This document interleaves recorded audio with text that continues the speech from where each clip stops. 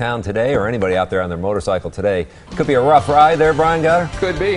First of all, it's chilly along the lakefront, and then you could see some downpours of rain like you're seeing behind me up toward the Dells and just northwest of Beaver Dam. That is lifting to the northeast, as you see. So there's some, not even a warning with this, but there's some heavy downpours, maybe some pea-sized hail. The downpours, though, are the big thing. That's what we are really going to be watching across our region for most of the evening. But we do have thunderstorms popping up now here in southern Wisconsin, and the bigger ones starting to explode now back into Iowa and western Illinois. Those are the ones we'll be watching very carefully for the severe weather outbreak throughout the afternoon and this evening.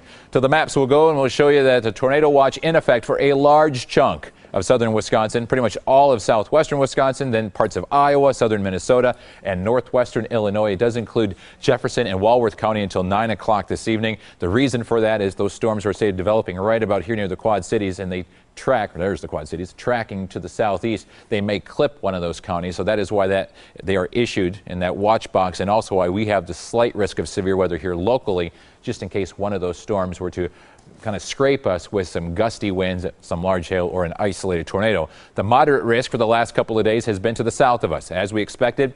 Illinois, Indiana, Ohio, and then earlier today, the Storm Prediction Center out of Norman, Oklahoma issued what is very rare, a high risk for northern Illinois and northern Indiana. This is issued maybe once to maybe twice a year, some parts of the country, and if that's issued, you know something bad is about to happen. Moderate risk gets your attention. In fact, the Oklahoma City tornadoes, those two outbreaks, were both moderate risks.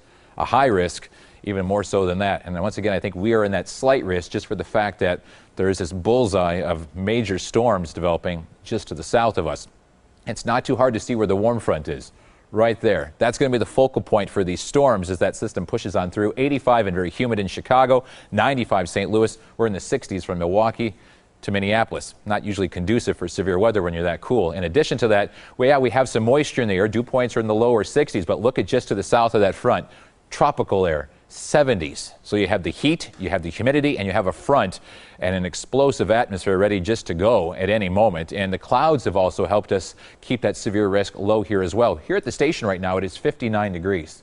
That's chilly thanks to that northeast wind in the clouds. 66 at the airport.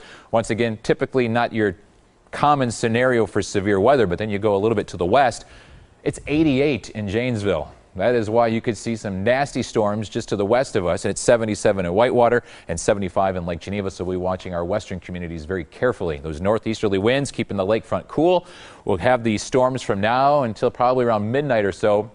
Then we'll gradually clear out, drop into the 50s tonight. And tomorrow, completely different story. Very quiet, comfortable, upper 60s to lower 70s, even close to 80 degrees in the Janesville area. But for the next couple hours, this storm system is going to make its way right through northern Illinois. That is the focal point for these severe thunderstorms, and then it gets quiet for the next couple of days. Tonight, storms early. Some of those will be strong to severe and heavy rains as well. 1 to 2 inches of rain expected across most of southern Wisconsin. Your sump pumps will get a workout. And then 70 degrees tomorrow with that northeasterly wind. 68 for Friday, 71 on Saturday, and 77 Sunday. Both days have some scattered pop-up showers. They will not be washouts. But once again, you guys, from now until about, I'd say 11 o'clock for sure, we have that threat of storms and heavy rain across southern Wisconsin. JS on air now.